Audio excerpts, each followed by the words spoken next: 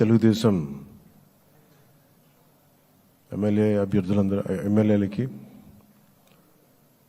జనసేన ఎమ్మెల్యేలకి, భారతీయ జనతా పార్టీ ఎమ్మెల్యేలకి మనస్ఫూర్తిగా మీ అందరికీ నా హృదయపూర్వక నమస్కారాలు. మీ అందరికీ నా హృదయపూర్వక స్వాగతం తెలియజేసుకుంటున్నాను.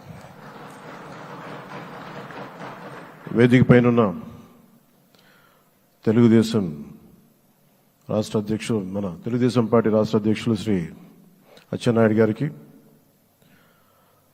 భారతీయ జనతా పార్టీ అధ్యక్షురాలు శ్రీమతి దగ్గుపాటి పురంధేశ్వరి గారికి నా హృదయపూర్వక నమస్కారాలు. తాడేపల్లిగూడెం సభలో నేను చెప్పినట్టుగా ఒక దార్శనికులు, 4 దశాబ్దాల సుదీర్ఘ అనుభవం, ఎన్నో ఒడిదుడుకులను ఎదుర్కొన్న తెలుగుదేశం జాతీయ పార్టీ అధ్యక్షులు శ్రీ నారా చంద్రబాబు నాయుడు గారికి నా హృదయపూర్వక నమస్కారం.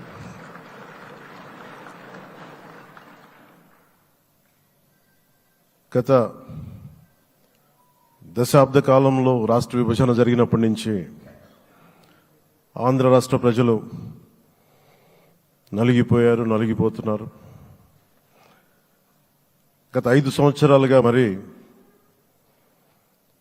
రాష్ట్రంలోని విపత్కర పరిస్థితులు తెలుసు. మనందరం సమిష్టిగా పోరాటం చేసి కలిసికట్టుగా ఉండి అద్భుతమైన మెజారిటీలతోటి 164 శాసనసభ స్థానాలని ఎన్డీఏ కూటమి దక్కించుకుంది. అద్భుతమైన విజయం. 21 పార్లమెంట్ సభ్యుల్ని మన సెంట్రల్ హాల్లో కూడా మాట్లాడుతూ ఉంటే అందరికీ ఆంధ్రప్రదేశ్ విజయం, తెలుగుదేశం, జనసేన, భారతీయ జనతా పార్టీతో కూడిన ఎన్డీఏ కూటమి విజయం దేశం మొత్తం చాలా ఒక స్ఫూర్తినిచ్చింది.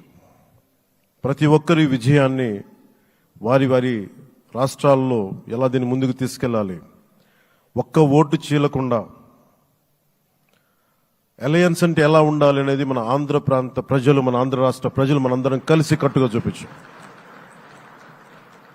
2021 మార్చి 14న ఇప్పటం సభలో నేను ఒకటే తెలియజేసుకున్నాను, ఆ ప్రభుత్వ వ్యతిరేక ఓటుని చీలనివ్వను. ఆ మాట మీద ఉన్నాం, ఆ మాట మీద నిలబడ్డాం. ఒడిదుడుకులు ఎదుర్కొన్నాం, తగ్గాం, కానీ నిలబడ్డాం. ప్రజల నమ్మకాన్ని పెంచాం. అద్భుతమైన మెజారిటీతో ఈ రోజున మనం ప్రభుత్వాన్ని స్థాపిస్తున్నాం. చాలా మాటలు ఇచ్చాం.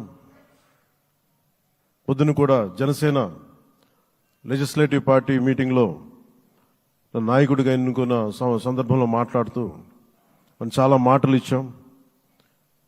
ఇది కక్ష సాధింపులకి సమయం కాదు, ఇది వ్యక్తిగత దోషులకి సమయం కాదు. ఇది 5 కోట్ల మంది పైగా ప్రజలు మన మీద నమ్మకాన్ని పెట్టుకున్నారు. మన మీద మనందరం ఉమ్మడిగా, మనందరం సమిష్టిగా ఆంధ్రప్రదేశ్ ప్రజలు ఏ అభివృద్ధి అయితే కోరుకుంటున్నారో మనందరం సమిష్టిగా దీన్ని ముందుకు తీసుకెళ్ళాలి, అభివృద్ధి పథంలో నడిపించాలి.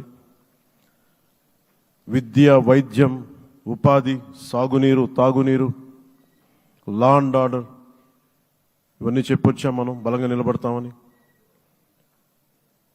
అలాగే మేనిఫెస్టోలో, ఉమ్మడి మేనిఫెస్టోలో చాలా మాటలు ఇచ్చాం. వాటన్నిటినీ బాధ్యతగా ముందుకు తీసుకెళ్లాల్సిన అవసరం ఉంది. ఇలాంటి ఛాలెంజింగ్ టైమ్స్లో ఒక సుదీర్ఘమైన అనుభవం ఉన్న నాయకులు కావాలి. 4 దశాబ్దాల అనుభవం, అభివృద్ధి మీద అపారమైన అవగాహన, పెట్టుబడులను తెచ్చే సమర్థత, ప్రతిభ, విదేశాల్లో ఉండే నాయకుల్ని, మలేషియా దగ్గర నుంచి, సింగపూర్ దగ్గర నుంచి, యూరోప్ దగ్గర, అమెరికా నుంచి, ఆ దేశాల అధ్యక్షుల్ని తెలుగు రాష్ట్రాల వైపు దృష్టి మళ్లించేంత శక్తి, సమర్థత ఉన్న శ్రీ నారా చంద్రబాబు నాయుడు గారికి ఆయన నాయకత్వం చాలా అవసరం. ఆయన అనుభవం చాలా అవసరం. అలాంటి అపారమైన అనుభవం ఉన్న వ్యక్తిని, అనుభవం ఒకటే కాదు, ధైర్యశాలి, ఈ రోజుకి నాకు ఒకటే గుర్తుంటుంది. మన తాడేపల్లిగూడెం సభలో చెప్పాను, చాలా క్లేమోర్ మైన్స్ పేలిపోతే జీప్ ఎగిరిపోయి కింద పడితే చొక్కా దులుపుకొని ఆయన మళ్ళీ వచ్చి రాజకీయం చేసిన వ్యక్తి. ఈ రోజున సైబరాబాద్ ఉంది అంటే అది శ్రీ చంద్రబాబు నాయుడు గారి దార్శనికత. అలాంటి వ్యక్తి, ఆయన అనుభవం ఈ రోజున 2024 ఆంధ్రప్రదేశ్కి ఎన్డీఏ కూటమి తరపు నుంచి ముఖ్యమంత్రి అభ్యర్థిగా శ్రీ నారా చంద్రబాబు నాయుడు గారి పేరుని జనసేన పార్టీ పక్షాన నుంచి మేము బలపరుస్తున్నాం.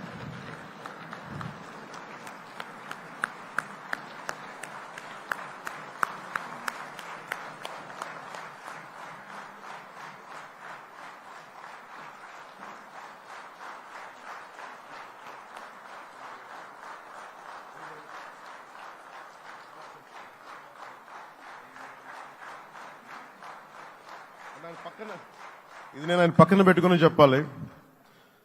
ఆయన నలిగిపోయారు. జైల్లో చూశాను ఆయన. పాపం భువనేశ్వర్ గారి బాధను చూశాను. నేను అనుకున్నాను, అమ్మ మీరు కన్నీళ్ళు పెట్టకండి, మంచి రోజులు వస్తాయని చెప్పిన మంచి రోజులు వచ్చినాయి. వారికి మనస్ఫూర్తిగా వారికి నా హృదయపూర్వక శుభాకాంక్షలు. మీరు అద్భుతమైన పాలన ఇవ్వాలి అందరికీ మనస్ఫూర్తిగా మీకు నేను తెలియజేసుకున్నాను సార్. సో ఇప్పుడు శ్రీ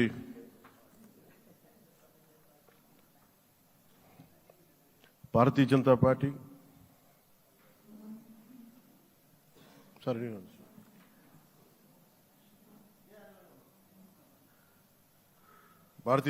అధ్యక్షురాలు శ్రీమతి దగ్గుపాటి పురంధేశ్వరి గారిని